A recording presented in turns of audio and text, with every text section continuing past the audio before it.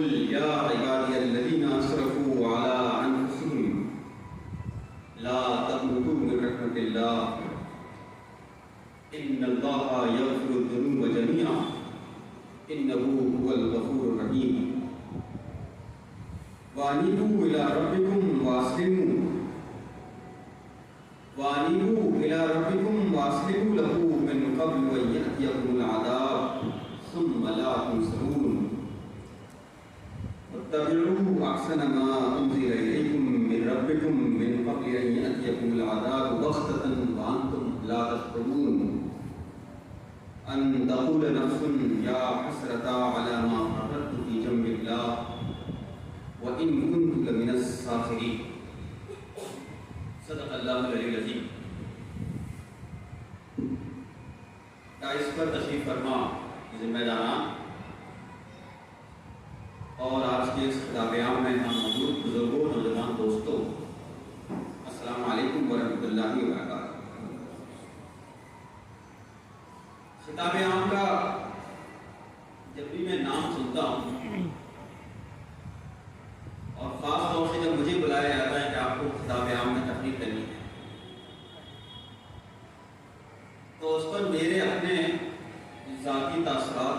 دو ہوتے ہیں اور دونوں ہی ایک دوسرے کے متضاد، کانٹریڈکٹری اور ایک دوسرے کی مخالفت کرنے والے ہوتے ہیں۔ پہلا تاثر تو یہ آتا ہے کہ اچھا ہے خطاب عام رکھا ہے، لوگ آئیں گے، پروگرام سنیں گے، تقاریر سماعت فرمائیں گے، کچھ میسیج حاصل ہوگا، کچھ علم کی باتیں ہوں گی، کچھ ذہن کو اور دل کو کچھ تر و تازگی، کچھ ریفریش باتیں نصیب ہوں گی، اور اس سے ہماری سوسائٹی اور ہماری سماج کی صورتحال میں تبدیلی دیکھنے میں آئے، ایک امید کی بات۔ اور دوسرا تاثر جو خطاب عام کے ساتھ جڑا ہوا ہے وہ ایک ناامیدی والا پہلو ہے کہ ملت اسلامیہ، خاص طور سے ہندوستان کی ملت اسلامیہ میں خطاب عام، تقاریر، واعظ، نصائح کا اتنا بڑا دورہ ہے کہ ہر طرف اس کے چرچے ہیں، اور محلوں میں، شہروں میں، قصبوں میں، دور دراز کے علاقوں میں آئے دن، ہفتے میں، مہینے میں، 15 دن میں کوئی نہ کوئی تقریر، کوئی نہ کوئی خطبہ، کوئی نہ کوئی خطاب جمعہ ہوتا ہی رہتا ہے۔ اور پھر اس سے یہ سمجھ میں آتا ہے کہ ہم لوگ کو شاید اب خطاب سننے میں مزہ آنے لگا، جیسے مشاعرہ سننے میں مزہ آتا ہے، اچھے شعر پر داد دی جاتی ہے، ویسے ہی اچھی تقریر پر داد مل جاتی ہے، مقرر بھی خوش، عوام بھی خوش، اور یہ سلسلہ اسی طرح سے چلتا ہے۔ ناامیدی والی بات یہ ہے کہ اگر آپ یہ تجزیہ کرنے بیٹھیں کہ ہمارے ان خطابات عام کا، ہماری تقاریر کا، ہمارے ان پروگرامز کا، ہمارے ان واعظ و نصائح کا ہماری سماجی صورتحال پر، ہماری انفرادی صورتحال پر کیا اثر پڑا، کتنا اثر پڑا، کتنا مثبت اثر پڑا، اس کا اگر جائزہ لیا جائے تو میں سمجھتا ہوں کہ وہ جائزہ ہمیں نا امید اور مایوس کرنے کے لیے کافی ہے۔ کیونکہ ایک طرف آپ ہماری ملت کی انفرادی زندگیوں کا بھی جائزہ لے لیں، اور سماجی زندگی کا، معاشی زندگی کا، تعلیمی زندگی کا،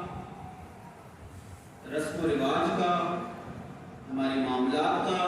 ہمارے اجتماعی ڈسپلن کا، اخلاق کا، ہمارے کرداروں کا اگر جائزہ لیا جائے تو وہ لگتا ہے کہ مستقل اس کا گراف تو نیچے ہے، اس کی صورتحال تو مایوس کن ہے، اس میں تو مسائل ہیں، اس میں تو پرابلمس ہیں۔ ہمارے علاوہ جتنے دوسری قومیں، سماج ہمارے ساتھ یہاں ہندوستان میں بستے ہیں، ان کی صورتحال میں اور ہماری صورتحال میں ہم کو کوئی فرق نہیں محسوس ہوتا، بہت کم ہوتا ہے اگر ہوتا ہے تو۔ اور تقاریر کا گراف دیکھا جائے، پروگرامز کا گراف دیکھا جائے تو اس کا گراف اٹھا ہوا محسوس ہوتا ہے، اس کی تعداد زیادہ سمجھتا ہوں کہ یہ صورتحال ذرا بدلنی چاہیے، یہیں سے میں اپنی گفتگو کا آغاز کرتا ہوں۔ تقاریر کی اور وعظ و نصیحت کی تعداد کم ہو لیکن انتہائی متاثر کن ہو۔ ہم یہاں آئیں، بیٹھیں، سنیں تو کچھ ایک نیا پیغام، ایک نیا عزم، ایک نیا جوش، ایک نیا ولولہ لے کر کے ہو جائیں، تبدیلی کا، بدلنے کا، چینج کا۔ وہ نہیں ہے تو پھر یہ ایک نعت خوانی کی محفل کی طرح، مشاعرے کی محفل کی طرح ختم ہو کر چلے جائیں اور ہمارا نہ پیغام یاد رکھیں، نہ بات یاد رکھیں، نہ بات یاد رکھیں، نہ نصیحت یاد رکھیں۔ اس صورت میں تبدیلی چاہیے۔ آج کا یہ خطاب میں امید کرتا ہوں کہ ہمارے کچھ خطاب سے الگ ہے۔ میری گفتگو کا جو موضوع ہے وہ فَفِرُّوا إِلَى اللَّهِ، قرآن مجید کی ایک آیت کا چھوٹا سا ٹکڑا، جس کا سادے الفاظ میں اگر ہم ترجمہ کرنا چاہیں تو اتنا سا ہے، بس دوڑو اپنے رب کی طرف۔ قرآن مجید میں اس معنی میں اور اس مفہوم میں کچھ اور لفظ بھی استعمال ہوئے ہیں۔ رجوع الی اللہ، اللہ کی طرف پلٹو، انیبوا الی ربکم، یہ بھی استعمال ہوا ہے۔ قرآن مجید میں جگہ کہا گیا وَأَنِیبُوا إِلَىٰ رَبِّكُمْ وَأَسْلِمُوا لَهُ مِن قَبْلِ أَن يَأْتِيَكُمُ الْعَذَابُ ثُمَّ لَا تُنصَرُونَ۔ کہا گیا کہ پلٹو اپنے رب کی طرف،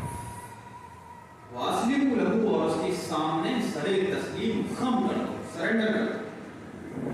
من قبل، اس سے پہلے، ان یأتیکم العذاب، تم پر عذاب نازل کر دیا، ثم لا تنصرون، اور پھر تمہاری کوئی مدد نہیں کی۔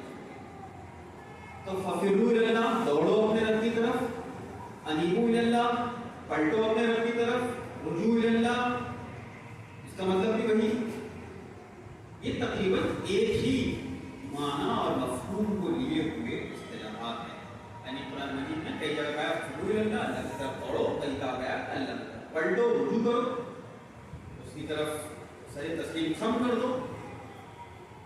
اس کا کانٹیکسٹ کیا ہے، اس کا سیاق کیا ہوتا ہے، کب یہ بات کہی جاتی ہے، یہ ذرا غور کرنے والی بات ہے۔ کسی چیز کی طرف اگر نشاندہی کی جائے، اللہ کی طرف پلٹو، اس کا صاف مطلب یہ ہے کہ آپ کو ایک پیغام اس سلسلے میں دیا جا رہا ہے کہ آپ کی فی الحال کی جو سچویشن ہے، حالت ہے، آپ کی اب کی جو حالت ہے وہ ذرا مایوس کن ہے، اس میں کچھ دقتیں ہیں، پریشانیاں ہیں، مسائل ہیں۔ اس لیے یہ اعلان کیا جا رہا ہے کہ اللہ کی طرف پلٹو، خدا کی طرف رجوع کرو، انیبوا الی ربکم۔ مطلب کیا ہے؟ مطلب یہ ہے کہ اگر یہ کام کرو گے تو جو تمہاری مسائل ہیں، تمہاری پریشانیاں ہیں، تمہاری جو دقتیں ہیں، وہ دور ہو۔ آج کا یہ پروگرام کا جو عنوان رکھا تھا، اس کے پیچھے بھی وہی یہی سوچ، یہی آئیڈیا، یہی وچاردھارا تھا کہ ملت اسلامیہ کو اس وقت کچھ دقتوں کا سامنا ہے، اور اس دقتوں کی سامنا کرتے ہوئے، ان چیلنجز کو فیس کرتے ہوئے ایک پیغام ان کے لیے دیا جا رہا ہے جو قرآن کا پیغام ہے، اور وہ پیغام یہ ہے کہ اللہ کی طرف دوڑو، پلٹو اللہ کی طرف۔ آپ بات کر کے دیکھ لیجیے، ملت اسلامیہ میں افراد میں ایک دوسرے سے گفتگو کر لیجیے تو ہر طرف اسی طرح کی اس سے ملی جلی باتیں ہی ہمارے سامنے ہوتی ہیں۔ ہماری حالت اچھی نہیں ہے، ہماری تربیتی حالت اچھی نہیں ہے، ہمارے مسائل اچھے نہیں ہیں، ہمارے معاملات اچھے نہیں ہیں، ہماری تعلیم کی صورتحال اچھی نہیں ہے، ہمارے نئی نسل کی تعلیم و تربیت کا اچھا انتظام نہیں ہو پا رہا ہے، ہماری معاشی صورتحال صحیح نہیں ہے، سیاسی صورتحال تو اکثر سے اکثر ہوتی چلی جا رہی ہے۔ یہی سب گفتگو کا موضوع ہے، کوئی پازیٹیو بات ہمارے سامنے نہیں آتی۔ آپ ایک مرتبہ جائزہ لے لیجیے، اپنی پچھلی 3 دنوں کی ملت اسلامیہ کے سلسلے میں کوئی گفتگو بھی ہوگی تو انہی سب موضوعات کے ارد گرد، چاہے لفظ اور اصطلاحات بدل رہی ہوں گی، بات لیکن اتنی سی ہوگی کہ ملت اسلامیہ اس وقت شدید ضرورتانی کا، پستی کا شکار ہے، تنزل کا شکار ہے۔ ایسے میں یہ پیغام امت کو دینا کہ تم اللہ کی طرف پلٹو، یہ بہت بامعنی ہے۔ بعض دفعہ کیا ہوتا ہے کہ ہم جب گفتگو کرتے ہیں کہ ہماری پوری ملت کی صورتحال صحیح نہیں، ہمارا اورینٹیشن اور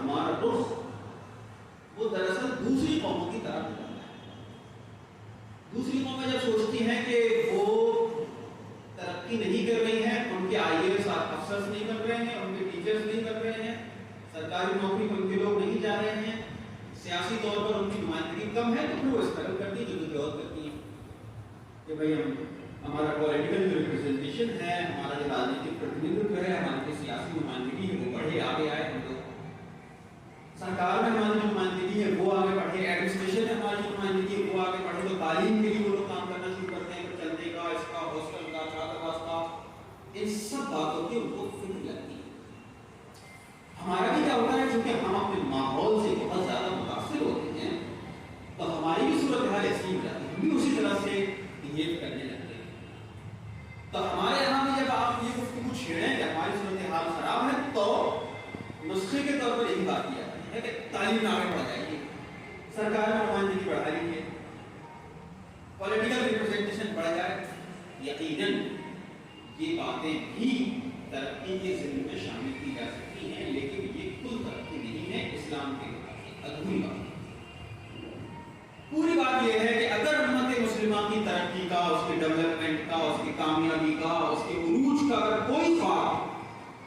کوئی سپنا اگر دیکھنا ہے، تو وہ بغیر اسلام کی تعلیمات پر عمل کر کے پورا نہیں ہو سکتا۔ آپ لاکھ چالیں، آپ لاکھ کوششیں کر لیں، یا تو یہ مادی ترقی کے سارے جھوٹے اصول جادو کی طرح غائب ہو جائیں گے، اور یا یہ ہے کہ بہت جلد اس کے منفی اثرات آپ کے سامنے آئیں گے۔ اس لیے مسلمانوں کی، امت مسلمہ کی ساری ترقی کا انحصار، اس کے سارے ڈیولپمنٹ کا، اس کی ساری کامیابی کا، اس کی ساری فلاح کا، اس کے سارے عروج کا ایک ہی طریقہ ہے کہ امت مسلمہ اپنے مشن، مقصد، اپنی اصل کی طرف لوٹے، قرآن کی طرف لوٹے، اسلام کی طرف لوٹے، اسلام کی تعلیمات کی طرف لوٹے۔ اگر وہ نہیں کرتے ہیں تو پھر ترقی کے سارے سوال، ترقی کے سارے خواب، عروج کے سارے سپنے بے موقع، بے محل اور لائق، کوئی مطلب باقی نہیں۔ اس لیے یہ پیغام اس وقت امت مسلمہ کو دینا، فَفِرُّوا إِلَى اللَّهِ، کہ تم اللہ کی طرف پلٹو، بہت معنی خیز، بہت پروڈکٹیو اور ہماری زندگیوں کے لیے ایک نسخہ کیمیا ہے۔ سب سے بڑی بات ملت اسلامیہ میں جو آتی ہے وہ یہ کہ اس وقت ہم ظلم کا تختہ مشق بنا دیے، چوطرفہ مسلمانوں پر حملہ، ان کی آئیڈینٹی کو لے کر کے، ان کی شناخت کو لے کر کے، ان کی ایمان کو لے کر کے، ان کے اصولوں کو لے کر کے، ان کی اقدار کو لے کر کے ہندوستان میں مسلمانوں کا جینا دور ہے۔ یہی بات، اس کا طریقہ کیا ہے، اس سے کیسے نپٹا جائے؟ اس سے نپٹنے کا ایک ہی طریقہ ہے، اور وہ یہ ہے جو قرآن مجید کی آیت بتاتی ہے، جو میں نے شروع میں آپ کے سامنے پڑھی، بہت صاف آیت، قل یا عبادی الذین اسرفوا علی انفسہم لا تقنطوا من رحمت اللہ، اے نبی کہہ دو، یا عبادی الذین اسرفوا، اے میرے بندوں جنہوں نے اپنے اوپر ظلم کیا، لا تقنطوا من رحمت اللہ، اللہ کی رحمت سے مایوس مت ہو، ان اللہ یغفر الذنوب جمیعا، وہ تمہارے سارے گناہ کو معاف کر دے گا، انہ هو الغفور الرحیم، وہ غفور رحیم ہے۔ وَأَنِيبُوا إِلَىٰ رَبِّكُمْ، اور پلٹو اللہ کی طرف، وَأَسْلِمُوا لَهُ، اس کے سامنے سر تسلیم خم کر دو، مِن قَبْلِ أَن يَأْتِيَكُمُ الْعَذَابُ، اس سے پہلے کہ تم کو عذاب آ کر کے کچھ لے جائے، ثُمَّ لَا تَنصُرُونَ، اس کے بعد تم کو مدد نہیں، تمہاری مدد کا سارا انحصار صرف اور صرف اللہ کی طرف پلٹ گیا۔ مایوسی کا سارا علاج وہ خدا سے اپنے تعلق ہے، یہ تعلق مضبوط نہیں ہوگا تو دنیا کے جتنے سہارے ہیں وہ سب مکڑی کے جالے کے مانند ہیں۔ آپ دیکھیے ہجرت کا موقع، اللہ کے رسول صلی اللہ علیہ وسلم ہجرت کر کے جا رہے ہیں مکہ سے مدینہ، بے سر و سامانی کے حالت میں، کچھ نہیں، صرف یار غار، غار میں چھپتے ہیں، دشمن آپ کا پیچھا کرتا ہے، پیچھا کرتا ہوا بالکل غار کے لب پر آیا۔ حضرت ابوبکر صدیق رضی اللہ عنہ کہتے ہیں کہ اے رسول اللہ اب کیا؟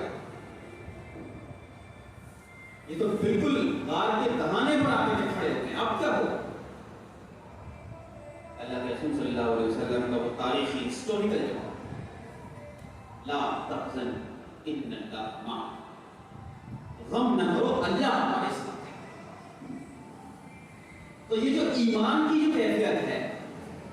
خدا پر بھروسے کی جو کیفیت ہے،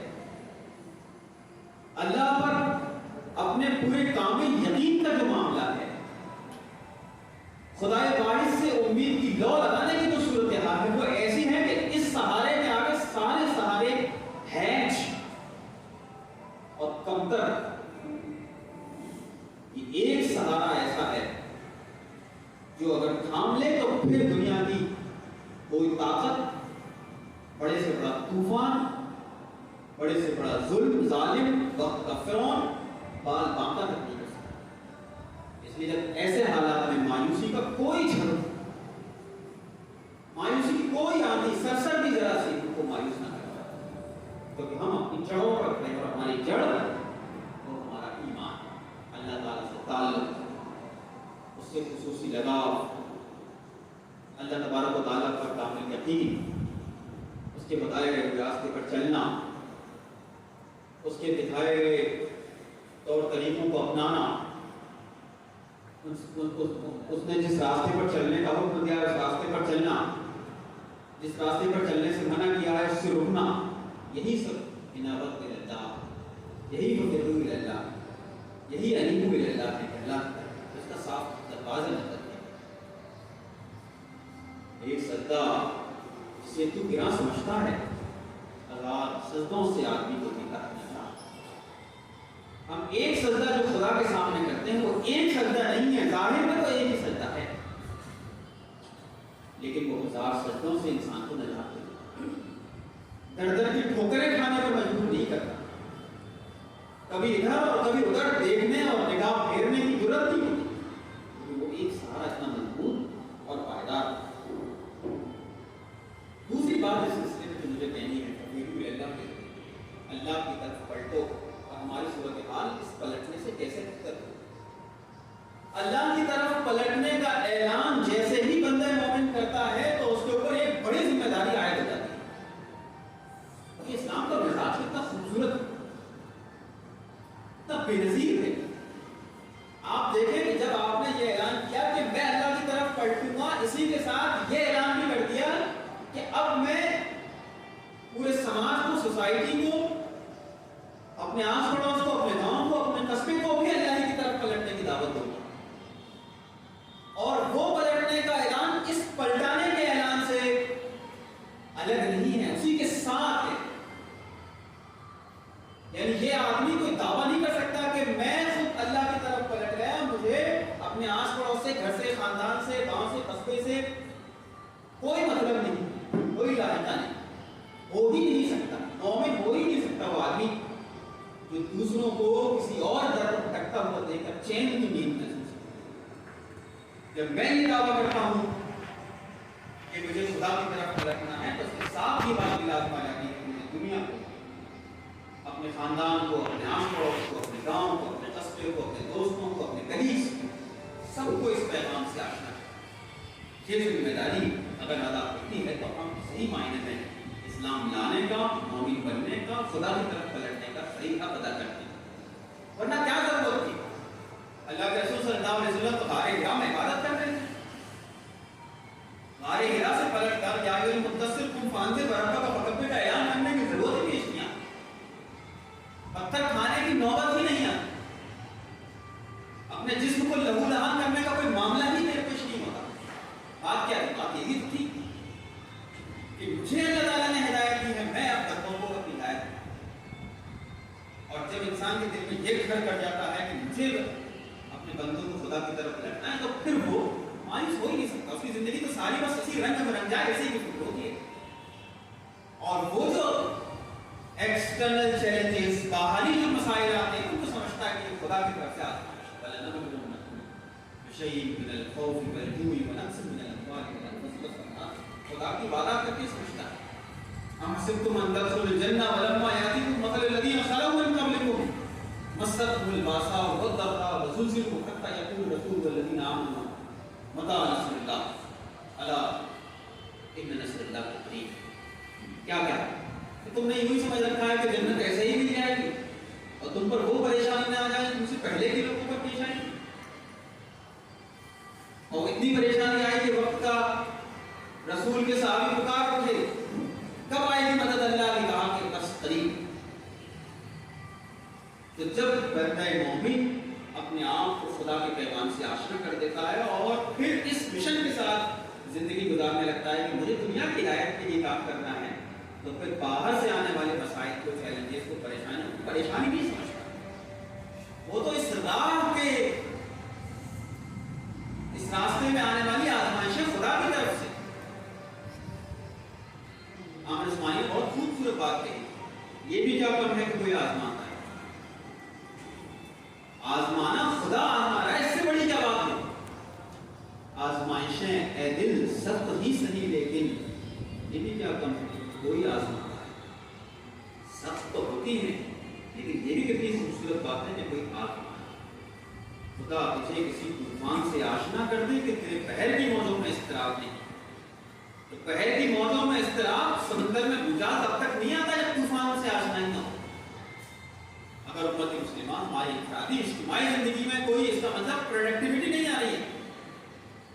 کچھ چینج نہیں ہے, کچھ تبدیلی نہیں ہے, اس کا مطلب طوفان آنا لازمی ہے. اور ہر جب طوفان آتا ہے تو قومیں اپنے پوٹینشیل کو ڈبل کر لی, اپنی طاقت کو ڈبل کر لیتی. انفرادی سطح پر بھی انسان کو جب مسائل آتے ہیں تو وہ نکھر کر کے سامنے آتا ہے. اجتماعی طور پر جب قومیں آزمائش کا شکار ہوتی ہیں, آزمائشوں میں ملوث ہوتی ہیں, تو ان کا بھی نکھار آتا ہے, وہ بھی ڈیولپ کرتی ہے. اور اس کو کہیں اور دور سے سمجھنے کی ضرورت نہیں ہے. حال ہی میں جو سی اے موومنٹ چلا, NRC موومنٹ چلا, آپ دیکھیں ملت اسلامیہ, ہم کو امید نہیں ہے, کوئی سوچ نہیں سکتا کہ اتنے بڑے لیول پر, اتنے بڑے پیمانے پر نوجوان, بزرگ, عورتیں, خواتین, بچے ایک پلیٹ فارم پر ایک صدا, ایک آواز کے ساتھ اتنے مختلف ہو کر کے آواز بلند کر لیں گے کہ وقت کے جو ہے وہ حکمران کو سوچنا پڑے گا, مجبور ہو جائیں گے سوچنا. یہ تو ابھی کی ریسنٹ پاسٹ کی بات ہے, 1920 کی بات ہے, 3 سال میں نہیں. تو آزمائشیں صرف انسانوں کو نہیں نکھارتی, قوموں کو بھی نکھارتی. پریشانیاں قوموں کے پوٹینشیل کو ڈبل, ان کے پوٹینشیل. اس لیے آزمائشوں سے گھبرانے کے بجائے خدا کی طرف سے اس کے اقدام سے آگے بڑھنا چاہیے. اور جو وہ عالم کی حقیقتوں کا جو اعلان سن لیتا ہے خدا کی طرف پلٹنے کا, اس کے تو تحریک, اس سے تو اس طرح سے آشنا ہو جاتا ہے کہ پھر وہ اس راستے کی طرف کام سے چلتا ہے. میری آج کی گفتگو کا بس خلاصہ اتنا سا ہے کہ یہ جو فقر اللہ کا اعلان ہے, اللہ کی طرف پلٹنے کا, اس کو ہم زندگی کے ہر موڑ پر یاد رکھیں, ہر جنکشن پہ یاد رکھیں. اور جب جب یہ اللہ کی طرف پلٹنے کا عزم تازہ ہوگا, ہماری زندگی میں ایک نئی خوبصورتی, ایک نئی چمک, ایک نئی روشنی, ایک نئی لائٹ آئے گی جو ہمیں نہ مایوس ہونے دے گی نہ مایوس کرنے دے گی.